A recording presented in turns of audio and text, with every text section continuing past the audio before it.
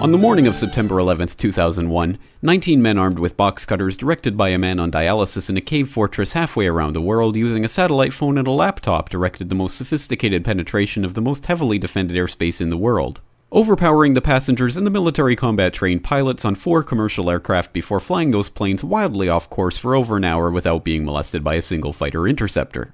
These 19 hijackers, devout religious fundamentalists who like to drink alcohol, snort cocaine, and live with pink-haired strippers, managed to knock down 3 buildings with 2 planes in New York, while in Washington, a pilot who couldn't handle a single-engine Cessna was able to fly a 757 in an 8,000-foot descending 270-degree corkscrew turn to come exactly level with the ground, hitting the Pentagon in the budget analyst office where DoD staffers were working on the mystery of the $2.3 trillion that Defense Secretary Donald Rumsfeld had announced missing from the Pentagon's coffers in a press conference the day before, on September 10th, 2001.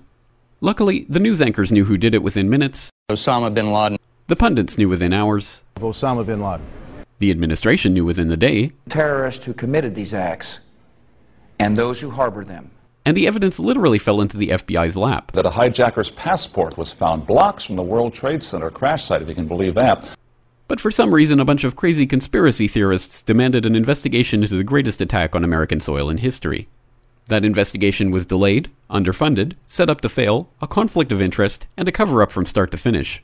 It was based on testimony extracted through torture, the records of which were destroyed. It failed to mention the existence of WTC-7, Able Danger, P-TECH, Sibel Edmonds, OBL and the CIA, and the drills of hijacked aircraft being flown into buildings that were being simulated at the precise same time that those events were actually happening. It was lied to by the Pentagon, the CIA, the Bush administration, and as for Bush and Cheney, well, no one knows what they told it because they testified in secret, off the record, not under oath, and behind closed doors. It didn't bother to look at who funded the attacks because that question is ultimately of little practical significance.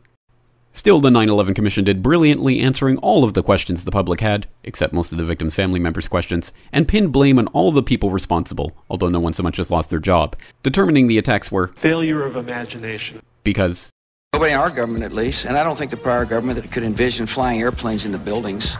Except the Pentagon, FEMA, NORAD, and the NRO. The DIA destroyed 2.5 terabytes of data on Able Danger, but that's okay because it probably wasn't important. The SEC destroyed their records on the investigation into the insider trading before the attacks, but that's okay because destroying the records of the largest investigation in SEC history is just part of routine record keeping. NIST has classified the data that they used for their model of WTC-7's collapse, but that's okay because knowing how they made their model of the collapse would jeopardize public safety.